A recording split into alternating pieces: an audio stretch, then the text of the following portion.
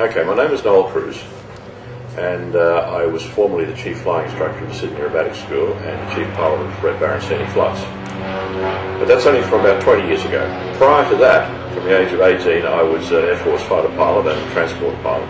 There came a point in my Air Force career where they wanted me to fly more desks than aeroplanes. So in order to stop being driven up the wall, I took up general aviation flying again by joining the Australian Aerobatic Club and doing competitive aerobatics. It was very shortly thereafter a number of people asked me if I would teach them how to do aerobatics, or at least upgrade their aerobatics from what they'd already learned. I then discovered that they hadn't learned very well, and over the next few years realised that the actual standard of aerobatic training in Australia was, just put bluntly, abysmal. A few years later, when I opted to get out of the Royal Australian Air Force, there were two factors that led me into this. One was the availability of that magnificent little airplane called the Robin 2160, which was the perfect training airplane. And the other, of course, was this gaping hole in any form of advanced aerobatic or advanced flying training. So I created an operation called the Sydney Aerobatic School. It was a name targeted to do exactly as it said.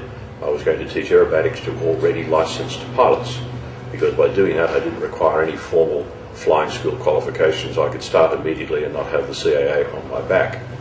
And that worked for several years.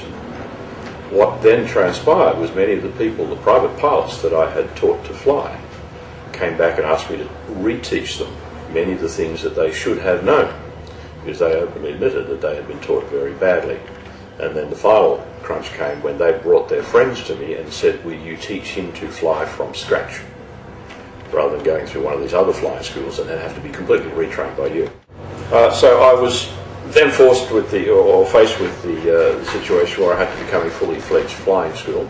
So I had to apply to the Department of Aviation, etc. So about 12 months of political hoo-ha and paperwork and so forth. So we then became a full-fledged flying school, and we're doing ab initio training and Peaks Extension from the beginning. However, I decided I was going to do it with a significant difference from my previous experience of some 3 years now. And my prior experience in the military was not to just teach flying in the standard way, straight and level, medium turns, etc. Because as far as I'm concerned, the sky out there is a three-dimensional environment, and pilots have to learn how to handle it. I had an airplane which was perfectly capable of handling it, so we taught aerobatics from lesson 1. With effects of controls, you got loops and rolls. So that by the time the guy was ready for his first solo to the training area, he was going to practice his loops and rolls and other things. The bottom line philosophy was to make people completely comfortable in the sky so that they could learn everything. Because there's nothing worse than being tense or nervous about what might happen if, whilst you're being taught something else. And this has been the biggest problem with flight training. Unfortunately, most of the flying instructors are the same. They impart their body language to their students. Even if they say it's okay, they tense up when the student goes past 30 degrees of bank, and the student picks up on this. So here I had a situation where I had airplanes which were capable of doing it. I was capable of doing it, and some of the instructors that I was using then were capable. So we started teaching people to fly three-dimensionally from the beginning. And it paid off, because we could then put them in any situation, come what may, and it was just no sweat. And so you could discuss the subtleties of recovering from this attitude or that attitude and so forth. And of course, along the way, the aerobatics that they were doing just became damn good fun, and became an end in itself, and so many of them went on later on to much higher standard of aerobatics. But even those that didn't benefited from it. For instance, navigation. One would say, how the hell can aerobatics help your navigation? Well, when you're flying along on a turbulent day, and you're apprehensive about the bumps, and whether the wing drops in a bit of rotor effect or something like that, mental arithmetic goes out the window, your ability to map, read and find detail goes out the window, because you are tense in the cockpit. If you can sit back, take your hands and feet off the controls and let the airplane do what it wants to do while you read the map and do a mathematical sum and write it down somewhere, then you're going to become a better navigator. And this has paid off. Instrument flying is another one. Instrument flying, many instrument pilots are really concerned about getting into what they call unusual attitudes, which is anything past 30 degrees of bank. We would teach people to do loops and rolls on the instruments. So again, if the airplane dropped a wing unnecessarily, they would just say, oh ho hum, and fix it. And again, did not get tense, therefore could control the situation and shoot ADF approaches, etc. So the final thing was a far better level of pilot. And this is attested by the fact that we have, for the last 20 years, had at least one of our graduates on every Air Force pilot's course there has been, sometimes two. Most of them have got through. And we've even had the people from the Air Force on several occasions come to see me to see what it is that we are doing different to the other people, which makes our guys so good. Even those people that have not got into the Air Force but have gone on to do other things, I've had some wonderful letters from them thanking me for what I've taught them, for helping save situations that they've been in, like engines blowing up and covering the windscreen with oil, and they're able to focus on the job of forced landing and getting on with it without being overawed by the situation.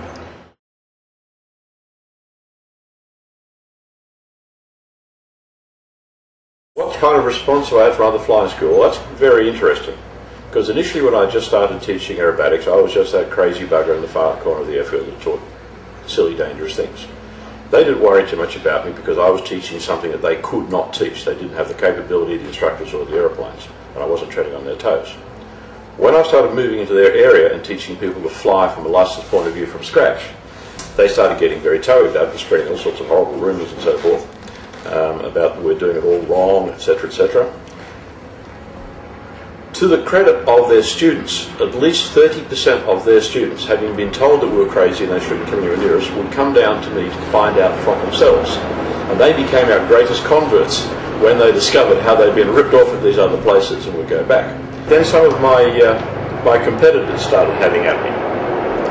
Apparently one of the flying schools here had a student pilot who was a counsellor on the local council, and found out that I was running a flying school from a suburban house. Now mind you, I'd already got approval from the council to run briefing offices and so forth, just like a doctor's surgery in a house.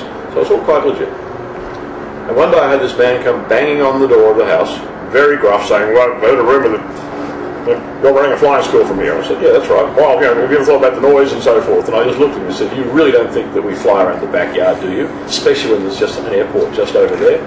And he looked at me blankly as the light bulb went on and he said, have a nice day.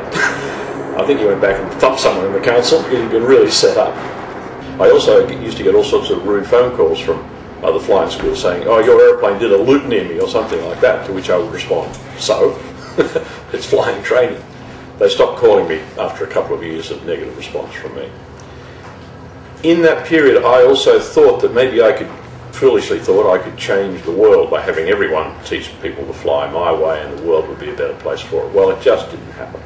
It just didn't happen.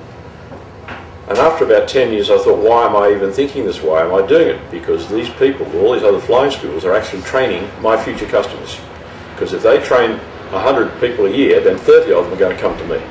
So all of their advertising, all their effort actually brings them. And statistically, probably 50% of all the customers at Sydney Aerobatic School have come from other flight schools first, and the other 50% straight off the street or by recommendation. So I stopped trying to push my ideas on the rest of the flying schools. Maybe one day it will percolate up to them through my graduates at the moment, who maybe will become flying instructors and CFIs elsewhere. So yeah, a lot of them don't understand what I do. I don't care. My guys are simply better than their guys.